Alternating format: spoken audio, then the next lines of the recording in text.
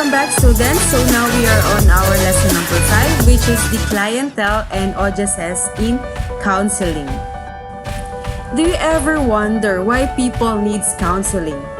So with this module, with this lesson, we are going to talk about what are the counseling needs. So number 1, we have the psychological. So when we say psychological needs, this is where the people have different and they have certain needs in their development. So what is our goal? Our goal is to have a healthy personality that would allow him to adapt to changes. So when we say psychological, it's all in the mind. Okay? So that psychological needs as well, you are offering him a support by informing him or her of the available opportunities that may suit his needs. Bakit siya kailangang bigyan ng opportunities? Bakit siya kailangan bigyan ng option? Para makapili siya kung para saan ba talaga siya. Am I right? So in that way, ang mangyayari nun, si student or si client, mas magiging healthy ang personality niya. Kasi nga, meron na siyang option, meron na siyang choice. Kumbaga, maiisip na niya, para saan ba talaga ako? Okay? So, eto ba talaga yung para sa akin? Tama ba ang ginagawa ko? Okay? So, that is psychological needs. Number 2, we have the sociological. Okay? When we say sociological, society, companionship, kasama sa buhay. Okay? Social interactions allow for the proper use of human energy. So, social interactions. So, when we say social interaction, ano ba yung sinasabi dito? Okay, of course, you have the companion. May kasama ka, you have your friend. Okay? So, with this, you are going to realize that every action, every word spoken has impact on others. So, in that way, when you are in need of sociological, that means you are in need of personal intervention when it comes to social interaction. So, kailangan i-modify kung paano ka nakikipag-interact.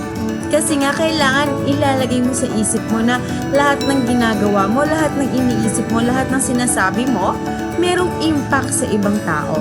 Especially the society within you. The society. Especially sa society na ginagalawan mo. Okay? So, of course, the home environment plays a vital role in how the person relates to others. Kasi nga, kung paano ka pinalaki sa bahay, it mirrors how are you going to relate with others. Right? So, it all starts at home. It all starts with the family. So, the last one is educational needs. So, when we say educational needs, it all talks about our studies. It all talks about the schooling. Okay? So, when we say educational, of course, kapag sinabi natin education, simula ng mga 3 to 4 years old tayo, hanggang mga 22, 23 years old, nag-aaral tayo. Okay? So, it plays a big part in our life when we say education. So, when you are in need of educational needs, you are in need of counseling programs when it comes to academics. Not just academics. Of course, kasama rin si social relationships. Of course, you are in school, you are getting, you need to socialize as well. Okay? So, when we say educational, partner si academics and si social relationships. Okay? So, information on course choices based on students' abilities and future success are also provided. Okay? So, parang, di ba nagkakaroon ng career talks? Nagkakaroon ng mga testing when it comes kapag nasa mga grade 6 na, grade 12 na, or pag-graduate na. They are having their career talks na nagsasagawa is yung counselor. So, that is one of the counseling program pagdating sa educational needs. Career talks. So, ano bang ginagawa pag sa career talks? They are going to enlighten you. Ano ba yung mga courses na ino-offer? They are going to enlighten you. Para saan ka ba? They are going to enlighten you. Ano ba yung mga choice of courses based sa abilities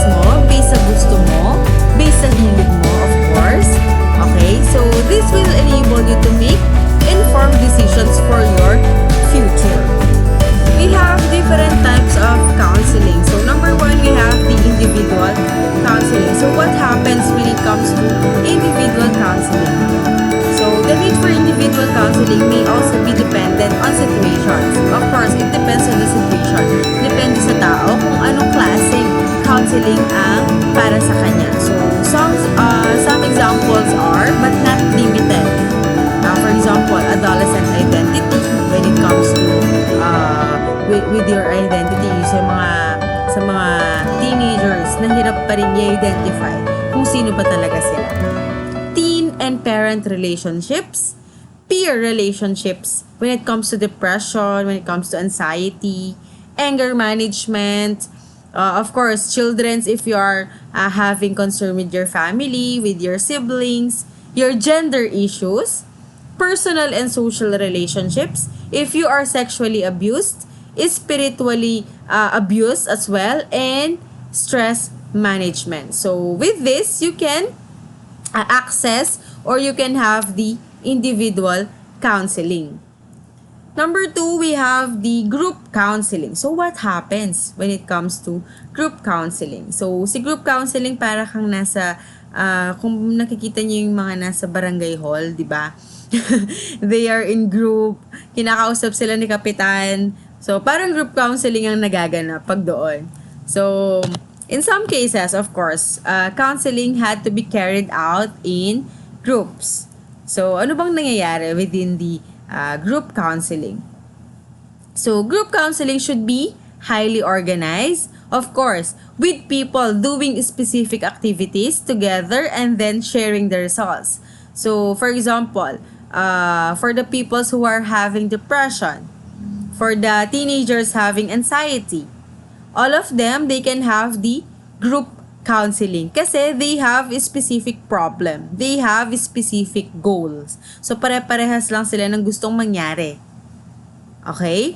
So, another example is anger management. So, particular issue. Okay? Ano ba yung particular issue kapag anger? Anger, of course, galit. Right? So, they want to manage their anger. So they have the same goal, they have the same problem. In that case, you can access group counseling or you can have group counseling. So, pag sa group counseling kasi, for the counselor, it is very efficient. Kasi, time efficient siya kasi sabay-sabay na yung counseling nila, sabay-sabay na yung pagbibigay ng mga activities, sabay-sabay na yung paglalatag ng goals, pagbibigay ng another perspective.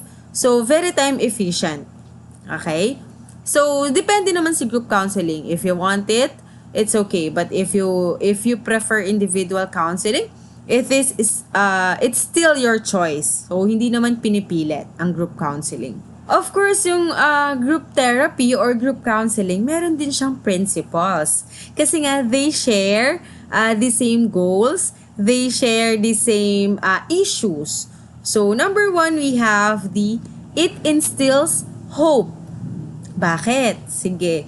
It is because when you see people who are coping or recovering, it gives you hope to those at the beginning of the process. So, for example, si patient A or si client A, patapos na sa session niya. And then, darating si client C na umpisa pa lang. So, kapag nakita ni client C na, ay, patapos na yung session ni client A. So, mabibigyan siya ng boost, mabibigyan siya ng hope na, ay, ako rin. Matatapos ko rin ito. Okay? It instills hope. Kasi nga, nakita ni client C na naka-cope up si client A. Okay? Number 2, universality. Being part of a group of people who have the same experiences helps people see that what they are going through is universal and that they are not alone. Okay? So, if you are under group therapy, doon mo maiisip na lahat pala ng i-experience ko, hindi lang ako nakakaranas nito. Okay? So, right now, I'm experiencing depression. So ma-experience mo, makikita mo na there are 80% in the world who experience depression. So, maiisip mo na, hey, it feels like it is just a normal disability. Or, it feels like may kasama ako, may karamay ako. Universality. Okay? Number 3, imparting information. So, group members can help each other by sharing information. So, ano na bang nalaman ni Client A? So, Client A can share to Client B and C. Okay? So, ano na ba yung mga natutunan niya while undergoing the session? They can share with each other. And number 4, we have the altruism. Group members can share their strengths and help others in the group, which can boost esteem and confidence. Altruism. You are giving strength. You are sharing your strength. Okay? Ano ba yung naging strength ko? Ano ba yung point ko? Point of strength ko. Kaya patapos na yung session ko. You can share it with your group. So in that way, client B and C, they can boost their self-esteem and self-confidence.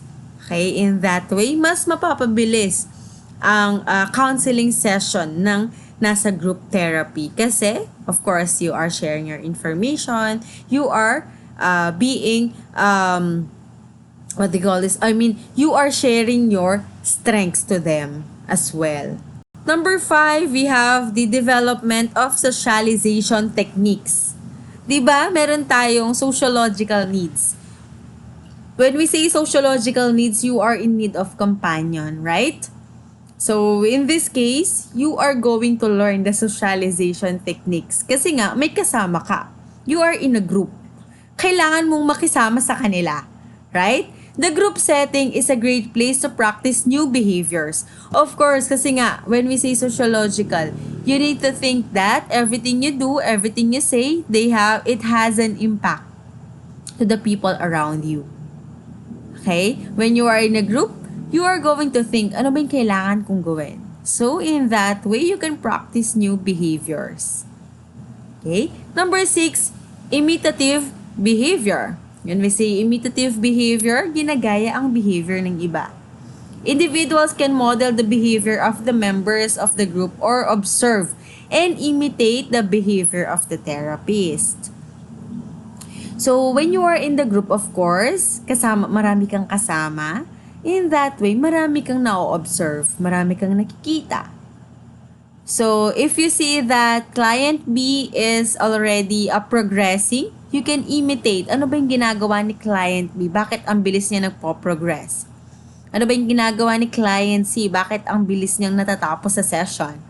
You can imitate that strength of every client within the group therapy. Number 7, we have the interpersonal learning. So, by interacting with other people and receiving feedback from the group and the therapist, members of the group can gain a greater understanding of themselves. Of course, feedbacks and comments is a must. Diba? So, para siyang nasa restaurant, diba? They want your feedback, they want your comments for them to improve their service. Parang ganun ka rin. You need to learn from the feedback of others. Kailangan may marinig kang comment from others so that you can understand yourself. Interpersonal learning. Number 8, we have the group cohesiveness. Because the group is united in a common goal, members gain a sense of belonging and acceptance. Of course, kaya nga, ang example natin is depression or anger management. They share the same goal. Ano ba yung the same goal nila? They want to change their behavior or they want to cure their mind. So, that is their goal. So, in that way, lahat ng members, wala silang ibang mararamdaman kung hindi acceptance. Kasi nga, pare-pares lang sila ng gustong mangyari sa buhay. That's why they are in the therapy. It is because they share the same goal. Number 9, we have the catharsis. When we say catharsis, sharing feelings and experiences with a group of people can help relieve pain, guilt, or stress. Ano ba yung madalas natin ginagawa kapag nagagalit tayo, kapag stress tayo, or kapag masama ang loob natin? We share it to other people. Why? Kasi parang meron siyang magic, no? once we share it, gumagaan ang loob natin. Right? That is catharsis. And last one, we have the existential factors. And we say existential factors while working within a group offers support and guidance. Group therapy helps members realize that they are responsible for their own lives, actions, and choices. Okay? While they are in the group, they are going to think, okay, yes, we share the same goals. Pero, how can I manage my own life? How can I be responsible with my own actions and own choices? Okay, so that is existential factors. You're going to think how we're going to realize ano ba yung kailangan kong gawin sa buhay for me to progress, for me to move this group therapy para matapos ang session ko and para makamit ko yung goal namin. And the third one is the community counseling. So what happens when we say community counseling? So community counseling is a form of counseling in which different counselors work with families, individuals, couples, and also communities in one or the other way. Okay, so community. Sa inyong komunidad, when we say community counseling, it depends. Okay, kasi sa Philippines, yun nga, katulad na nabanggit ko before, wala pa ako nakita or hindi ko pa na-experience na nagkaroon ng community counseling within our society. Kasi nga, walang budget ang mga LGU natin for that. But, in reality, community counseling is a must. In reality, malaking tulong si community counseling. Bakit? Kasi nga, for this, a community counseling is a form in which not only people are taught about different right or wrong, but they are also shown the right ways so that they can live their life peacefully and happily. Okay, so hindi lang daw tinuturuan ng tama at mali. Ipinapakita rin daw kung paano yung tamang gawin. That is community counseling. Of course, kapag nasa community ka kasi, you need to show them ano ba yung mga kailangan nilang gawin. You need to show them ano ba yung mga tips para sa bagay na ito. That is community counseling. Of course, you are dealing with families. You are dealing with couples. You are dealing with individuals. So, there are different communities na nasa remote areas wherein wala talaga silang access sa internet. Wherein wala talaga silang access sa television, sa radio. So, in that case, you really need to show them the right ways. Ano ba yung mga procedures? Ano ba yung process para sa bagay na ito na gusto nilang gawin or gusto nilang mangyari? So, isang example na lang siguro for this community is yung family planning. So, isang example yon. Yung family planning kasi medyo broad na siya. So, marami nang naka-experience siguro nito per community. So, they are showing them the right ways kung paano ang gagawin, paano gagamitin ang mga bagay na ibinibigay sa kanila like condoms, like birth control pills, like condoms. So, pinapakita. They are showing them the right ways, the right procedures, the right process kung paano gagawin ang isang bagay. So, that is one example pagdating sa community.